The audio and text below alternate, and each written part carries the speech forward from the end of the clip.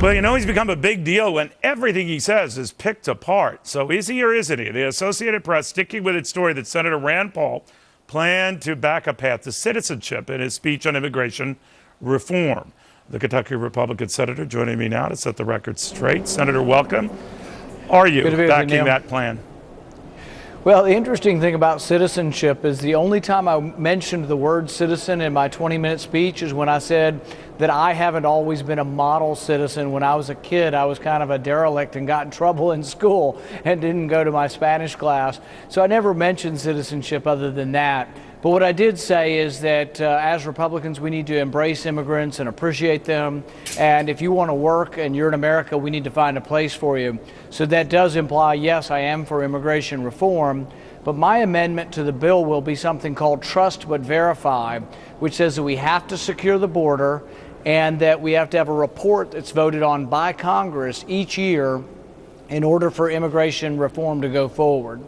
So how is that, or is it, different from Marco Rubio's plan? Well, you know, it's going to include some of the same things that the bipartisan group has. So I'm not necessarily in disagreement with what they're doing. And in fact, I don't think they have a new pathway to citizenship. I think their bill, like my bill, would say that you don't have to go home. You don't have to leave. If you've been here for 10 years and you're working, you don't have to go back to Mexico, but you do have to get in line, the same line as someone in Mexico City. So if someone today in Mexico City wants to get in the line to come to our country to be a citizen, same thing for those who we're going to give work visas to who are already here. They have to get in that same line, not the front of the line, the same line that already exists. So it's kind of confusing when people get into, oh, this is amnesty, this is pathway to citizenship. What I'm saying is if you're willing to work and you don't want to come here for welfare, but you want to work, we're going to find a place for you in America. Do you think under that type of a plan, though, Senator, those who want to enter this country illegally see there's no risk to doing so because, well, eventually, whether under Rand Paul or Marco Rubio, there actually might be an incentive down the road to getting on that line? Well, the thing is what we're going to do, any of the reforms are going to say you have to have been here a certain period of time. Right. And they're also going to say that there's a window that closes. You don't have 10 years to decide that you want to get this work visa and be part of the program. I don't know what the window is going to be, 1 year, 2 years, but there's going to have to be a window for those to apply. If you're part of the 11 million who came here, many who did come legally, actually, to tell you the truth, they came here legally. They were working on our farms, but then they either overstayed their visa or chose not to be part of the work program. Part of the problem with getting rid of illegal immigration is fixing legal immigration. We had 65,000 people come to our country last year to pick crops, officially through the work visa program, but we had really over 1 million people came in to pick crops. So we don't have a system that works. We need to fix the system so we can have all legal immigration and have no illegal immigration.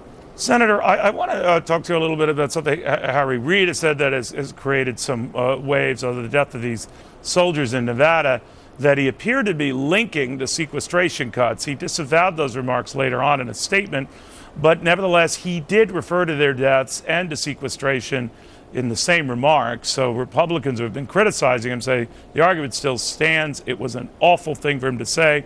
Lanny Davis, of course, former Clinton advisor, saying that it was at best clumsily worded. What do you say? Well, you know, I think the Democrats need to be very careful here because they've been trying to blame everything. They're going to be blaming the bubonic plague on the sequester pretty soon. But Senator Blunt had a good amendment today that we passed, and it said, oh, why don't we take some money from here where it's not necessary and put it into meatpacking inspectors so we inspect our meat. Because see what the Democrats are doing, they're saying, oh, with sequester, your meat's going to be dangerous. We're going back to the days before Upton Sinclair. And that kind of hysteria does no any good. If they're good leaders, if your country is good leaders, you find where money's being wasted and put it into essential things. Senator Moran tried to do the same thing. He tried to have an amendment to save air traffic controllers and towers in certain places in the country, and they wouldn't let him do it.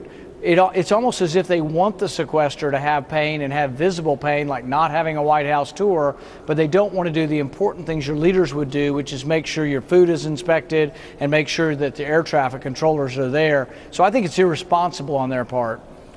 What do you think of the reaction you're getting in the party now and the straw poll victory you had at CPAC, that you're being much more scrutinized now, and that you've got to be careful now, and that the party stewards, who they are saying that maybe you're not as hawkish, and maybe when it comes to cutting budgets, you're more reckless. You want to have a plan, or you hope to introduce soon, to balance a budget, for example, in 5 years rather than 10 years, as Paul Ryan wants to do. That you Republicans should be a little bit cautious about you. What do you say? It's hard for me to be anything except for who I am. I'm pretty much a forthright kind of guy. I see problems that our country faces, and I'm just going to keep putting forward solutions. You know, I've always said, look, I had a good job before I came here. I'm a physician. I like doing surgery. I like helping the people to see, and I'm happy to go back at any time. But I think also the country's looking for something different. They're not looking for your traditional sort of cookie cutter conservative. They're looking for somebody who can represent the whole country. And I think that the ideas that I'm talking about could help Republicans grow in areas like California, New England, Illinois, states that have given up on Republicans. So we do have to think about new ideas if we're going to be competitive as a national party. You know, Senator, some of the friction, or whatever you want to call it, between you and Senator McCain, the senator tried to put to rest with me last week by apologizing to you and Senator Cruz for intemperate remarks. How are you getting along with Senator McCain? What do you think of him? You know, I have a great deal of respect for Senator McCain. I have no problem. I mean, we disagree, obviously, on some things, but I do respect his war service and his many years as a POW. And he is a voice for people who believe in national security. But so do I. So I don't want to say that there can't be more than one way that we can defend our country, and that there's not room for some waste and some cutting and some military programs that aren't being used wisely. But that being said, Senator McCain has also said the same thing. He's been an opponent. Have you talked to each other privately in that regard, one-on-one, or is this essentially speaking to the media? We do. We ride in the same elevator. We ride up the escalator together. We are cordial. We are not going to get in any fisticuffs or anything. Senator McCain and I are fine, but we are going to disagree sometimes. Right. But I also don't think that the people, even sometimes Senator McCain, who thinks we're so different, I don't think we're always so different. He harkens back and says he admires Reagan. Well, guess what? So do I. We both have a slightly different twist on what we think Reagan represented, but Reagan represented a strong national defense, and I truly do believe in a strong national defense. On that, Senator McCain and I really should be in agreement. We're just learning into the Senate, as you probably know, has passed this measure to keep the government funded through the end of September. But I just had Charlie Rangel here earlier at the broadcast, Senator, who was saying the fact that the president hasn't submitted a budget yet, that these things are notoriously late on all counts, well, they're not to be taken too seriously, because the bottom line is they're not really worth the paper they're printed on. I'm really paraphrasing here, but I do think that's the gist of what he said. I raised the issue with him then why bother if they're just a joke? He quibbled with that. What do you think? You know, I would say that budgets are very important. In fact, we have a law that says that all of our appropriations bills are supposed to agree with our budget.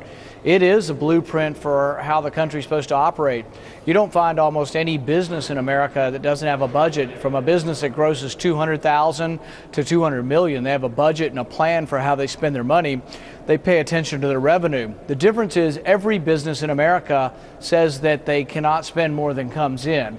They have to pay interest if they borrowed money, but their balance sheet has to equal each year, and they can't do it for very long where it doesn't. Our country needs to be run more like a business, and that's our problem, is that it's not. And I think we're running the country into the ground by, borrowing $1 trillion every year, and it can't go on. Are you running for president? Let's say I want to be part of the national debate. Haven't made any decision on anything other than I will run for re-election in the U.S. Senate. All right. But I do want to be part of the national debate and growing the Republican Party so we can win again nationally. Senator Rand Paul, it's always a pleasure, sir. Thank you very much. Thank you.